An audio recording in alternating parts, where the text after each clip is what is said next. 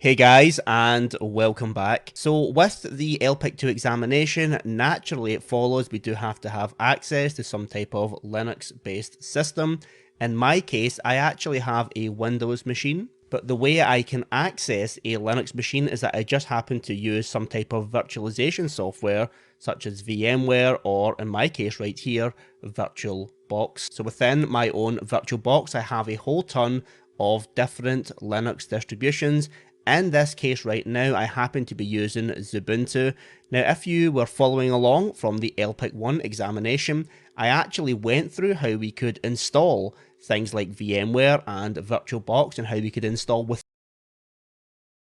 things like Xubuntu or Red Hat Rocky Linux. So what I'm saying is that if you don't have a virtual machine up and running, then I definitely would recommend you do that just now to make sure you're up and running. My preference here is to be using the Xubuntu distribution, which is a lightweight version of the Ubuntu distribution. But if you would prefer to use something like, say, Ubuntu itself, then that is absolutely okay. So with that little word at the beginning, just to get us up and running, now let's begin and log into my system. So right here I have my virtual machine. What I'm going to do is I'm going to log into this virtual machine. And here I am right here. So this should be a familiar sight. I have my Linux terminal. In fact, let me just open this up afresh. So we can see here, just go to terminal emulator. And this is all I'm doing. So let's begin talking about our subject then. So what we've planned to do is to talk about how we can monitor CPU and memory utilization.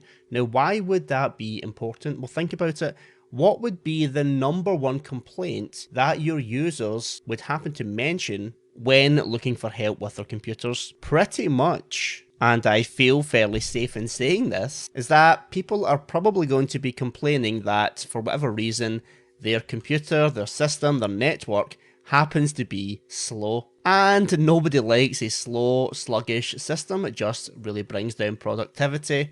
This is something that we as system administrators would want to be able to solve quite quickly. So very often, what you would have to do would be to identify the actual bottleneck going on here. So what do I mean when I say the bottleneck? Well, I'm talking about the part of the system, the component, that is actually slowing things down. So you might just have, let's say, a computer here, and you're connected to a router, or a router if you prefer. And that connects to your ISP, which is a massive network, and then you can go out to the internet. Now this is obviously a masterpiece of artwork right here. Clearly my drawing skills have not really improved. So if we happen to experience some real sluggish behavior on our machine, right here, we would want to be able to determine, is this something because the server we're reaching over the internet is very slow, or maybe our ISP is having some issues, maybe our local router is experiencing some issues, maybe there's too many users within the local network actually using this router and overloading it. Or perhaps the problem lies directly on our system itself. Maybe we are taxing the CPU too much, maybe we are taxing the memory too much. So ultimately, this is something we would want to be able to investigate. Now, we will actually look at things such as network input-output and how we can test such things, and that maybe indeed it is our local network itself that is slow. But let's just talk for now about our own system, our own local computer. Let's dive in and try to monitor the CPU usage as well as the memory usage. Now check this out. What I'm going to do here is let me just full screen this for now. Now the first thing I will say is that on this little virtual machine, I'm not really taxing my computer too hard right now, so in order to be able to simulate such problems whereby my memory is being really harshly used or abused, or my CPU is really overloaded, what I want to do is to install the stress package. This is going to allow us to simulate such conditions. So what I'll do is I will say sudo apt install stress. Now if I hit enter, I'll have to type in my administrator password and hit enter again, and this package is now going to begin installing. Cool, so I just wanted to get that installed on the system because we're going to be using it very, very shortly. But before we do that, one tool I want to talk to you about straight away is one called VMstat. This is going to allow us to report our virtual memory statistics. So this will give us information about processes, about memory, about paging, CPU activity, so on and so forth. So what I'll do is I'll clear the screen and I will just issue the command VMstat. If I hit enter here, we can actually see some information right now. And at the very top, we can see our headings, we can see processes, we can see memory, we can see information relating to swap, as well as input, output, system, and our CPU. If we check out the memory here, we can see our swap memory as well as our free memory, our buffer, and our cache. So when we see swap memory, what we're talking about is when the hard drive is being used as a source of memory.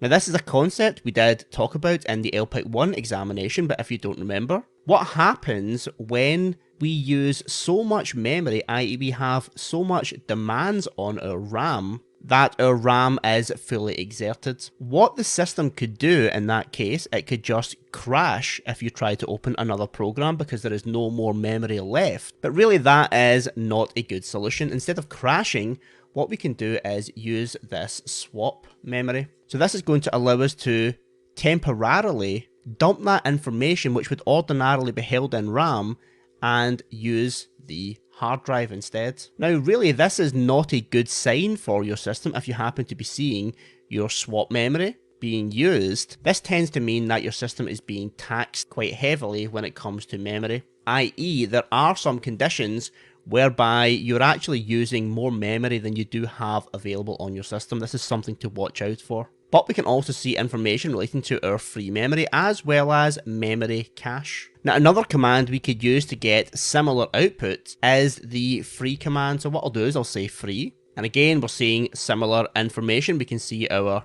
memory that is used, how much memory is free, as well as what is available for our cache. Similarly, we can see our swap memory, which is coming from our hard drive, and we can actually see how much swap memory has been used. Now, if we want to happen to see this information, perhaps in a little bit more readable format, we could do free-m to get these values in megabytes. This can make things a little bit more readable. But honestly, one of my favourite commands to use with respect to monitoring things such as CPU utilization and memory utilization is the top command. This is going to allow us to see running processes and even more.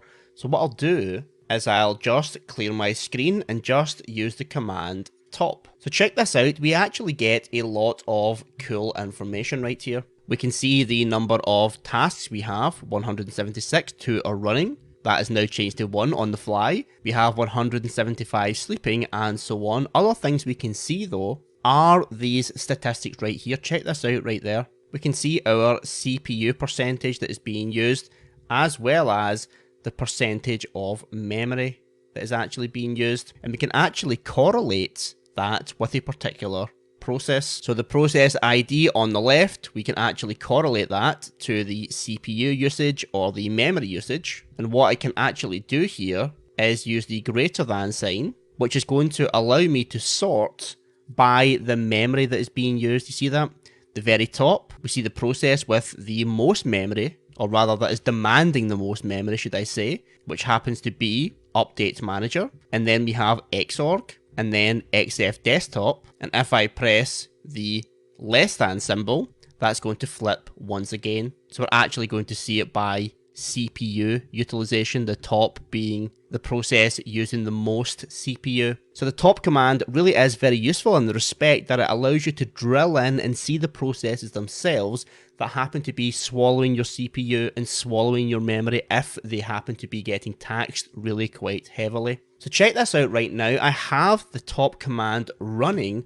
What I'm going to do is I'm going to actually create a new terminal. So I'll just open another terminal window right here for now. And actually, let me just temporarily full screen this. And what I will say is, I will say stress -- help. This is the tool we just happened to install. So we can see here some information relating to how we can actually use this tool. Say for example, I want to put some stress on the CPU, I can use the -C flag or --CPU, and this is going to spawn some CPU processes. So check this out then. I shall clear the screen. I will say stress -C and then 1IE spin up 1 CPU process and hit enter. So we're now dispatching hogs, as it says. We're going to be increasing the CPU demands. If I go back to my other terminal right here, notice the CPU right here is being utilized at 100%. You see that at the very top? CPU. And we can tell straight away that it happens to be the process ID of 14603, and the command that is actually using all this CPU is the stress command. Now you might not be able to hear this because of the microphone filters that I do happen to be using, but my computer is beginning to whir. That is the fans coming on because the demands on the computer is beginning to heat this computer up.